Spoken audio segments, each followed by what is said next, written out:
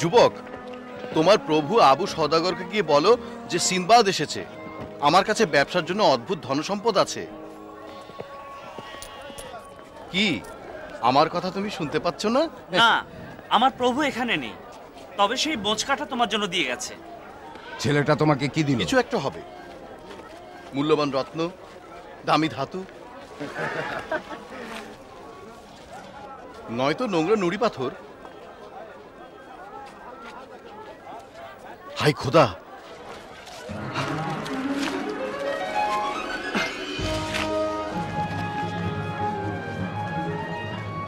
জাহাজের কথা ছাড়ো, আমরা চললাম। চললাম? আমরা তো এক্ষুনি এলাম। আর সময়টা বেশ ভালো।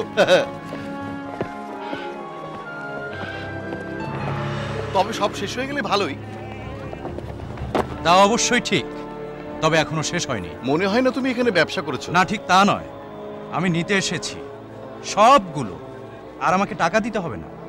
আমি দুঃখিত, এসবের জন্য হাতে সময় নেই। আমাকে অন্য কিছু বলো। এটা কি এক ধরনের কৌশল? মোটেই তা না। তোমার এত সাহস আমার সাথে এভাবে কথা বলছো? আমি তোমাকে আঘাত করতে চাই না, আমি বলছি যে আমার নাম ট্র্যাক্সিস, লুণ্ঠনকারী। আমার অনেক খ্যাতি আছে। ওগুলো জাহাজে তোলো। অভ্যর্থনাকারীরা এসে গেছে।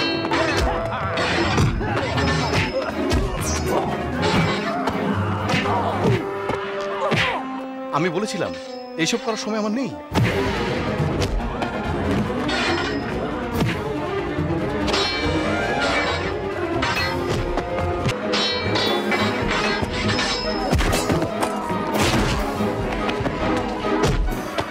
ছোট ভাই, এগুলো আমরা রাখতে পারবো না।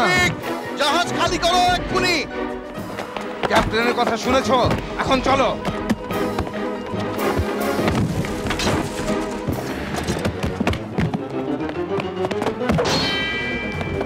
এসো।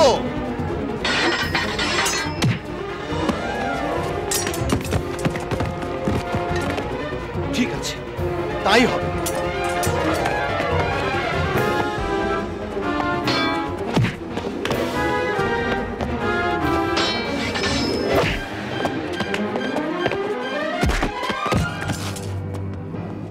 তোমার কাছে এখন কত টাকা আছে?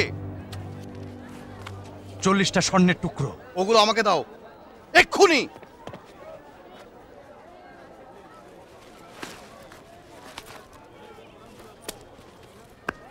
তোমাকে ধন্যবাদ ট্র্যাক্সিস, তুমি খুব দর কষাকষি করো। বর্তমানে তুমি এই দ্বীপের সবচেয়ে ধনী ব্যবসায়ী। আমরা তো আমাদের জিনিস বিক্রি করেছি, মনে হয় এখন রওনা দেওয়া যায়।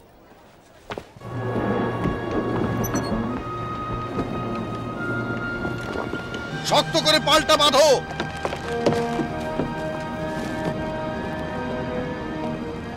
সিনবাদ, নাবিকরা কিন্তু খাওয়ার কথা কিছু বলছে না। আমার এটা করা ঠিক হয়নি, তবে তুমি কিছু দেখতে পাবে।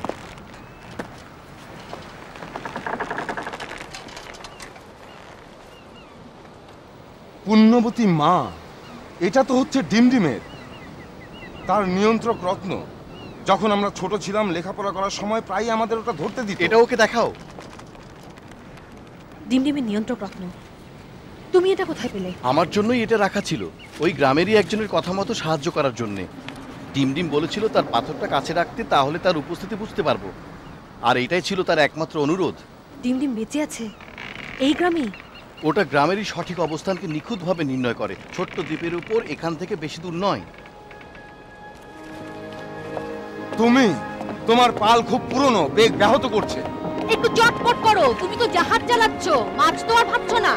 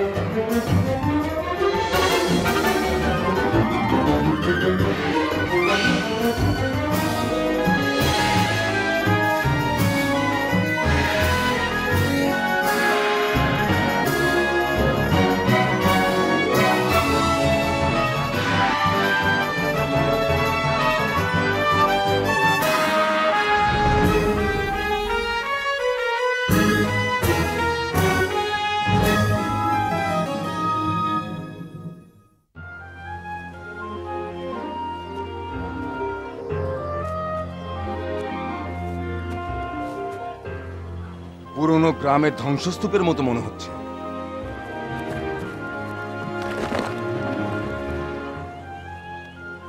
খুবই প্রাচীন। আমি বলতে পারবো না কতদিন আগে মানুষ এখানে বসতি স্থাপন করেছিল। কারণ তারা করেইনি। আমি এই এলাকা দিয়ে গিয়েছি, 2 বছর আগে ঠিক এই জায়গাতেই খুব উন্নত সম্প্রদায় বাস করত। আমরা যে গ্রামটা খুঁজছি সেটা ওই পথে ঘন্টা 2 লাগবে। জোরে হাঁটা সবাই।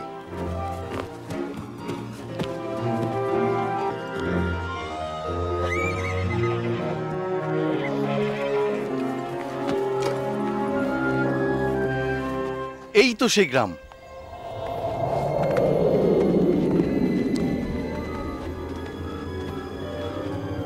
ওহো, কি ঠান্ডা বাতাস! কোনো গাছের পাতাও তো নড়ছে না দেখছি। গাছে বাতাস লাগছে না এই নিয়ে ভাবা দরকার নেই, কাছেই আছে ডিমডিম।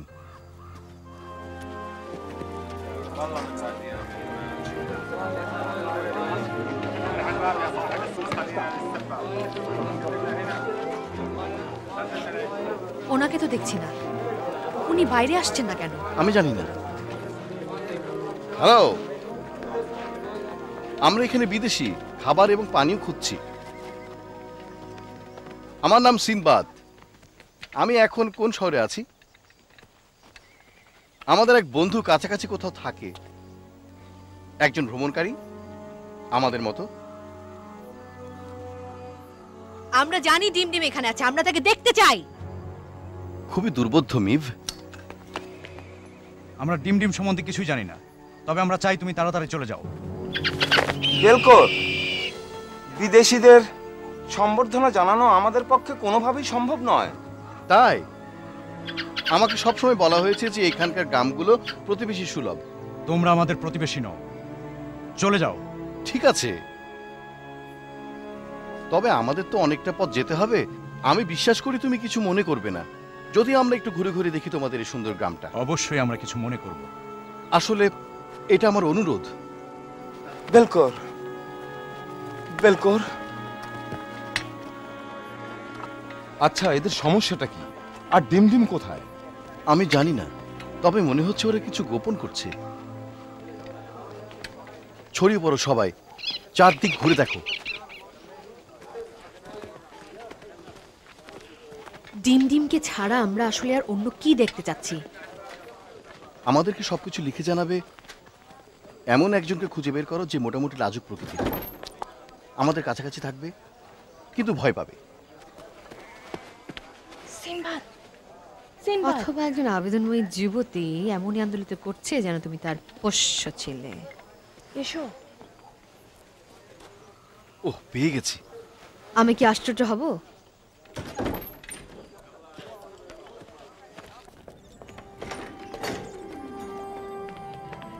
ডিমডিম, আমি সিনবাদ, আমি এখানে। তুমি ডিমডিম নও? আমি ক্যাসেন্ড্রার বাবা। তুমি আমার কোন সন্তান? উনি অসুস্থ, উনার প্লেগ হয়েছে। তোমাদের গ্রামে প্লেগ হয়েছে? তুমি তো সারা পৃথিবী ঘুরে বেড়াও, তোমার হয়তো সারিয়ে তোলার ক্ষমতা আছে।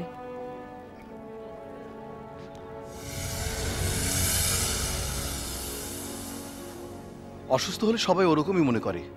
উনি অনেকটা মৃত্যুর পথে। আমি জানি ডিমডিম এই শহরেই আছে, আমি জানতে চাই সে কোথায়। সেটা সম্ভব না, এখানে যাদের জন্ম কেবল তারাই থাকে। এটা একটা ছোট্ট গ্রাম, আমরা বহিরাগতদের সম্বন্ধে জানি। সিনবাদ, গ্রামবাসীদের সঙ্গে বিবাদ হতে পারে। ওহ খোদা,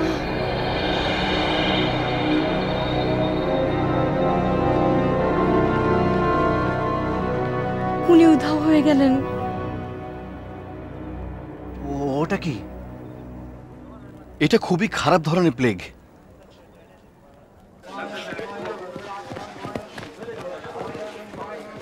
ডিমডিম যদি এখানে থাকানি গজলা হরিণ, কি হচ্ছে কি এসব? একটা কৌশল। আমার হয়ে খুঁজে বেড়ানোর প্রথম কাজটা কে করবে বলো তো দেখি? না, প্রথম কাজটা হয়তো না।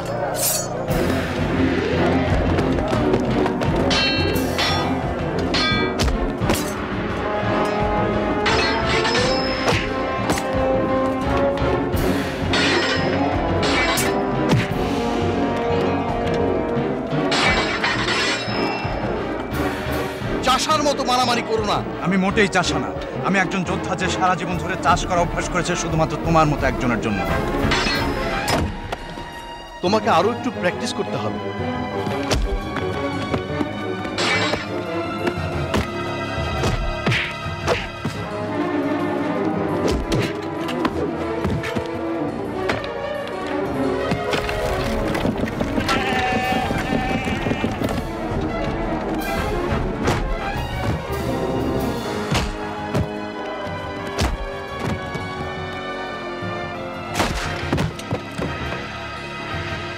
সবার বিচার হবে।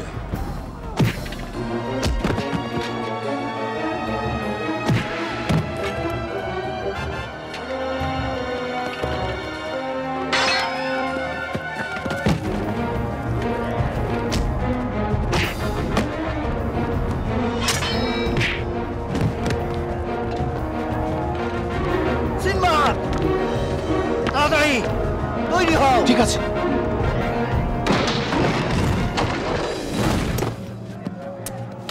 হ্যাঁ,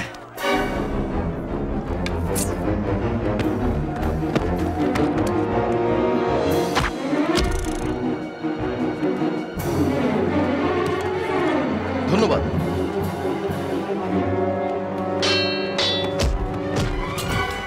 তুমি কি এখনো শিক্ষা পাওনি বেলকোর? তোমরা সবাই অস্ত্র নিচে রাখো। তোমরা আমাদের হত্যা করতে চাও কেন? আমরা কেউ বোকা নই, আমরা জানি প্লেগ হয়েছে বলে আমাদের পুড়িয়ে মারতে তোমাদের পাঠানো হয়েছে। প্লেগ? কি ধরনের প্লেগ? আমরা জানি না, তবে এই নিঃসঙ্গ দ্বীপ থেকে অন্যান্য জায়গায় ভয়াবহ অনেক অসুখের কথা এর আগেও আমরা শুনেছি। হ্যাঁ, তোমরা শুনতে পারো। আমি ওইসব ভয়ানক জায়গাতে গেছি। তোমাদের এখানে যা হয়েছে তা প্লেগ নয়। এটা তো জাদু। জাদুটা তো আমরা বুঝি না, ওসব আমাদের জানা নেই। ও সত্যি? তাহলে আমার কাছে এটা কে পাঠালো? হ্যাঁ, তাহলে দেখছি তোমরা কেউ আমাকে কিছু বলবে না। আমাদের উদ্দেশ্যহীনভাবে চলতে হবে। দাঁড়াও দাঁড়াও, আমি চাই না তোমরা অসুবিধায় পড়ো, তবে আমরাও জানি না কিভাবে জাদুর সম্মুখীন হব। হাহুতাশ করো না, ওরা চলে গেলেই প্রমাণ হবে যে তারাই এই দেয়াল সৃষ্টি করেছিল। দেয়াল? কিসের দেয়াল? এটা কি?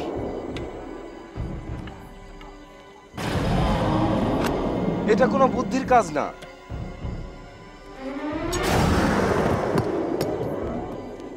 আমরা সব রকম চেষ্টা করেছি। আমরা এখানে এসেই ব্যাপারটা বুঝতে পেরেছি। তুমি আসতে পারো, কিন্তু তুমি যেতে পারবে না, আমরাও না। এটা আমাদের গ্রামকে ঘিরে ফেলেছে। তাহলে কি আমরা এখানে ফাঁদে পড়েছি?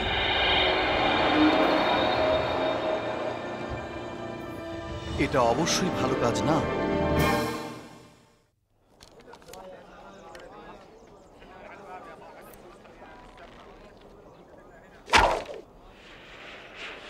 ওটা তো দেখছি খালি। আমি দেয়ালের 50 ফুট পর্যন্ত দেখেছি। আমরা কি দেখবো ডেরমট খালি করেছি কিনা? তার প্রয়োজন নেই, মনে হয় আমি নিজেই এটা পারবো। সবাই পেছনে থাকো, আমি গুহার মধ্যে আগুন লাগাতে যাচ্ছি।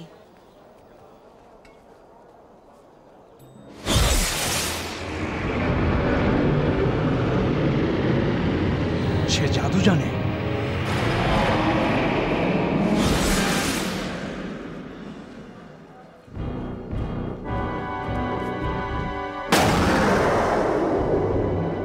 অত বেশি জানে না। আচ্ছা তুমি বললে 50 ফুট। না, কোনো অসুবিধা নেই, আমাকে একটু সময় দাও। রঙ্গার, এখন কথা বলতে পারি? আরো একটা ছোট্ট গ্রাম আমরা পার হলাম। এখানকার দালান কোঠা সব ভেঙে গেছে এবং কোনো লোকজনও দেখা যাচ্ছে না। এটা পূর্ব দিকের গ্রাম, এটা দ্বীপের মধ্যেই আরেকটা। যে শাস্তি ওদেরকে দেয়া হয়েছে, মনে হয় তারা তোমার কাছে আসবে। মিলাস্কো, তুমি গত সপ্তাহে ওখানে গিয়েছো। তুমি ফিরে আসার পরে অদৃশ্য হওয়া শুরু হয়েছে। তুমি এই অভিশাপ বহন করে নিয়ে এসেছো। এখন আর মোটেই ওসব করা যাবে না।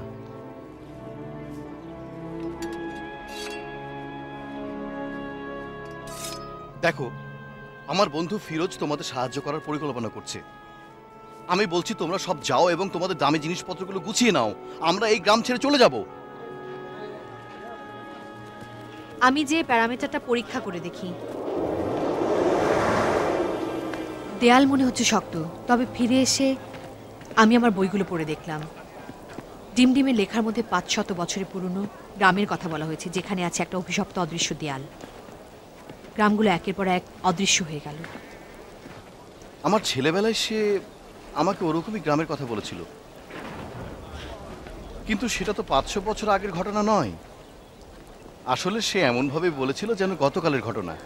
একটা অভিশাপ কিভাবে এতদিন থাকে এবং অতদূর ভ্রমণ করে। তুমি তো শেষের গ্রামটা দেখেছো, দালানগুলো পর্যন্ত ভেঙে গেছে। ফিরোজ বলল বছর আগেও এটা নাকি একটা সুন্দর শহর ছিল। কিছুদিন আগে চেষ্টা করা হয়েছে। দুঃখিত, আড়ি পেতে শোনার ইচ্ছে আমার ছিল না। সবাই ভাবে আমি নাকি এটা এনেছি। এই ক্ষতিকর জিনিসটা পূর্বের গ্রাম থেকে আমার সাথে এসেছে। তুমিও কি? এটা সম্ভব? আমি চেয়েছিলাম কদিনের জন্য শহর থেকে বের হয়ে যাব। পূর্বের গ্রামে পৌঁছালে লোকজন নির্জীব হয়ে পড়বে। আমি নিরাপত্তার জন্য এখানে এসেছি। এখন আমি এখানে ফাঁদে পড়েছি। আমরা সবাই ফাঁদে পড়েছি। আমাকে যদি বেলকর হত্যা করতে পারে, তার ধারণা পথ পরিষ্কার হবে এবং গ্রামটাও রক্ষা পাবে। জানি না সেটা সম্ভব কিনা। এখনো আমরা আশা ছাড়বো না। যদিও তোমার আত্মোৎসর্গের ইচ্ছাটা প্রশংসনীয়, এ ব্যাপারে কোনো সন্দেহ নেই যে ফিরোজ একটা পথ বের করবেই।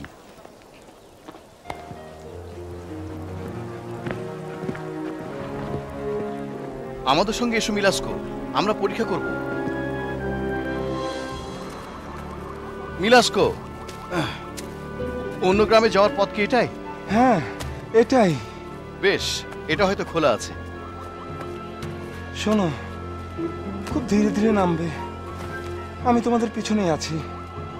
মিলাস্কো, তুমি কি সব সময় অন্য লোকদের তোমার আগেই রাখো? আমি দুঃখিত, তোমার খারাপ লাগলে আমি থেমে যাই।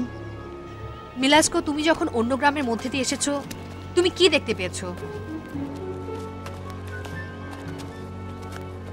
এ তো ভয়ঙ্কর।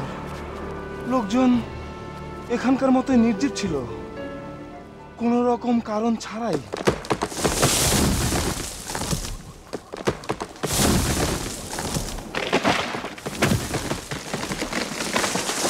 সে কি? এটা কি ধরনের জাদু?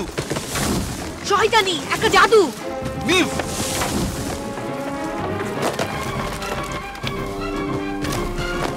সরে যাও মিভ।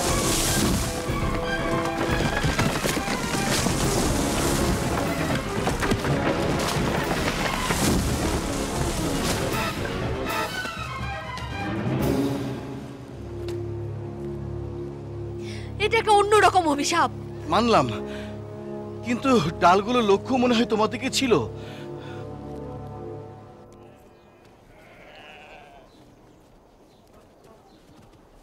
সব প্রস্তুত আছে? হ্যাঁ, আমি ভেবেছিলাম গুলতির সাহায্যে আমরা দেয়াল পার হয়ে যাব।